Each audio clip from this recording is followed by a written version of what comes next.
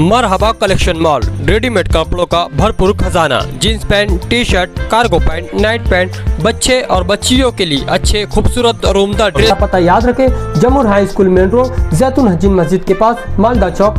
Medical भी।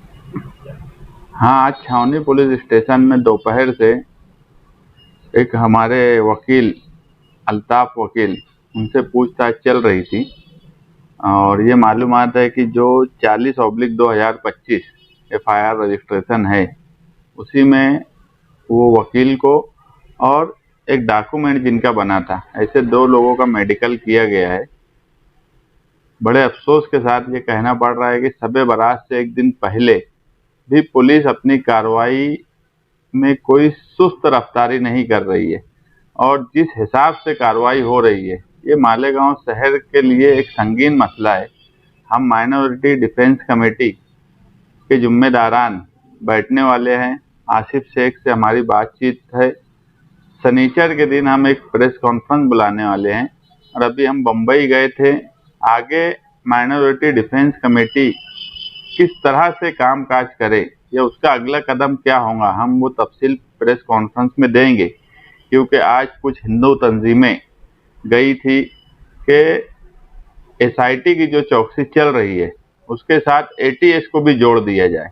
तो ये कहीं ना कहीं ऐसा मैसेज देने की कोशिश की जा रही है या इस तरह का कोई प्लान बनाया जा रहा है कि जैसे कोई दहशतगर्द यहाँ पर है।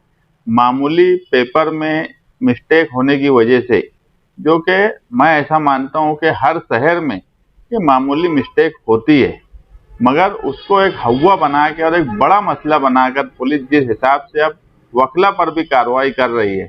हम कल वकील लोगों से भी मिलेंगे, क्योंकि आज कई वकील लोगों से बातचीत हुई, वो भी कहीं ना कहीं तशवीश में है कि ये क्या हो रहा है। तो अब जो है ये लड़ाई सबको मिलकर, मैं बार बार बोल रहा हूँ कि मालेगांव शहरियान को सर जोड़कर बैठने की ज़रूरत है। खास तौर से मालेगांव शहर के सरकर्दा अफराद, टीचर्स, डॉक्टर, वकला, अब इन सबको सर जोड़कर बैठने की ज़रूरत है माइनॉरिटी डिफेंस कमेटी के साथ, क्योंकि ये एक बहुत बड़ी लड़ाई है और सामने जो है ये बहुत ताकतवर लोग हैं। अगर ये तफ्तीश ATS की तरफ गई तो आप ATS उसी की तफ्तीश करती है जिसमें कोई देशद्रोही या देश के खिलाफ काम करने वाले लोग हों। ऐसे लोगों पर ATS की हमेशा इंक्वायरी होती है या वो तफ्तीश करती है, मगर ये मामले को भी अगर ATS की तरफ देने की बात हो रही है तो ये आप सोचने का सवाल है। और तफसीली बातचीत हम शनिचर के दिन प्रेस कॉन्फ्रेंस में माइनॉरिटी डिफेंस कमेटी करेंगे।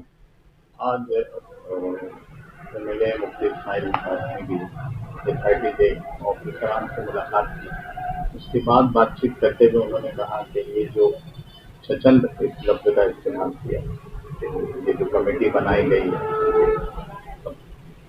और कारपोरेशन के इलेक्शन के पहले ये सारी बातें की गई, तो ये सियासत है और नाम यहाँ से निकल नहीं रहे, किसी ने दिए जा रहे हैं उसके बाद में नहीं। बस मैं उनके मामले में मीडिया से भी यही कहूँगा कि मीडिया उनसे ये सवाल करे कि उनको ये शहर ने जिम्मेदारी दी है तो वो इनके लिए क्या कोशिश कर रहे हैं।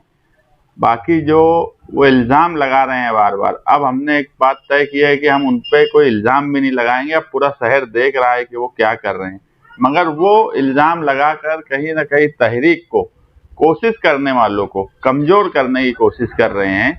बस इतना ही है। बाकी मीडिया ने उनसे ही सवाल करना चाहिए कि वो खुद क्या कर रहे हैं। लोग जेल चले जा रहे हैं, उनकी क्या मदद कर रहे हैं कानूनी तौर पर या जमहूरी तौर पर, वो क्या ऐसा आज वो शहर के जिम्मेदार हैं। हमने इससे पहले भी बोला था कि ये हमारी जिम्मेदारी ना आसिफ शेख की थी, ना हमारी थी, ना दूसरी पार्टियों की थी, ये उनकी जिम्मेदारी थी। ये अपनी जिम्मेदारी से भाग रहे हैं।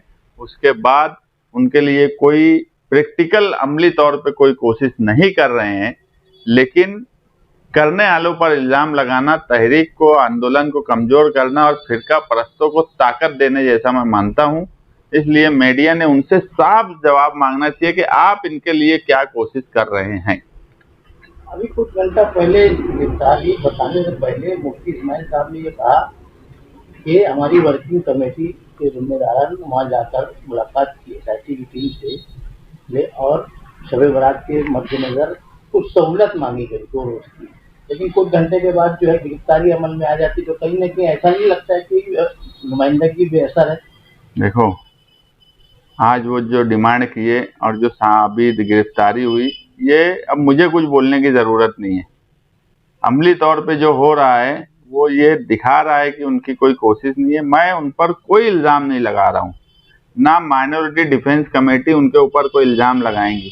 हम सिर्फ मालेगांव शहर की आवाम और मीडिया से ये कहेंगे कि उनसे सिर्फ एक ही बात पूछे कि इतनी सब कार्रवाई होने के बाद उनकी कोशिश क्या है, या वो अमली तौर पर इन लोगों के लिए क्या कर रहे हैं। आप राष्ट्रवादी भवन, समाजवादी पार्टी ऑफिस पे देखेंगे, सैकड़ों लोग रोज आ रहे हैं। हम कहीं ना कहीं उनको गाइड कर रहे हैं, उनकी मदद कर रहे हैं, हमारे वकला उनकी मदद कर रहे हैं। अगर हम ये सब टेबल लेकर नहीं बैठते तो अभी तक बहुत ज़्यादा लोग गिरफ्तार हो चुके होते, मगर हम गाइड कर रहे हैं, हम उनके पेपर चेक कर रहे हैं। जहाँ पर हम उनको ज़रूरत है कानूनी मदद की, हम उनको कानूनी मदद दे रहे हैं, वकील से मिला रहे हैं। बोलने का मतलब यह है कि करने वाले लोग के ऊपर सिर्फ इल्ज़ाम लगाना और ये बोलना कि छछंद हो रहा है, ये जुमला उनका बेबुनियाद है। उन्होंने क्या किया, क्या करने वाले हैं अपनी जिम्मेदारी निभाने के लिए, वो छोड़कर, मैं इससे पहले ही बोला हूँ कि एमएलए का पावर कमीशन खोरी, तोड़ीबाजी और ठेकेदारी में मुझे दिख रहा है। और हो सकता है कि मैं जल्द ही ये तीनों पावर जो उनका दिख रहा है ये भी आवाम के सामने लाऊं। वो मेरी सियासी मामला रहेगा। इस मामले में माइनॉरिटी डिफेंस कमेटी एकदम साफ लफ्जों में ये बोल चुकी है कि हमको इसमें कोई सियासत नहीं करना है, और हम सच मानों में इसमें कोई सियासत नहीं कर रहे हैं। हम सिर्फ और सिर्फ आम लोग इसमें, मैं इससे 12 नवंबर से बड़ा मसला अब इसको मैं मानता हूं, और आम लोग इसमें हैं। 12 नवंबर में सियासी समाजी लोग थे जो जिनके पास वसाइल थे, मगर आज जो लोग हैं उनके पास वसाइल नहीं है। शहर की गरीब तबका जो है वो इसमें फंस रहा है। उनकी मदद करना, हम सियासत से हटकर सिर्फ उनकी मदद के लिए खड़े हैं। सियासत करने का वक्त जब आएगा तो हम सियासत कर लेंगे, मगर आज हम इस मामले में कोई सियासत नहीं करना चाहते, ना ही हम उन पर कोई इल्जाम लगाना चाहते।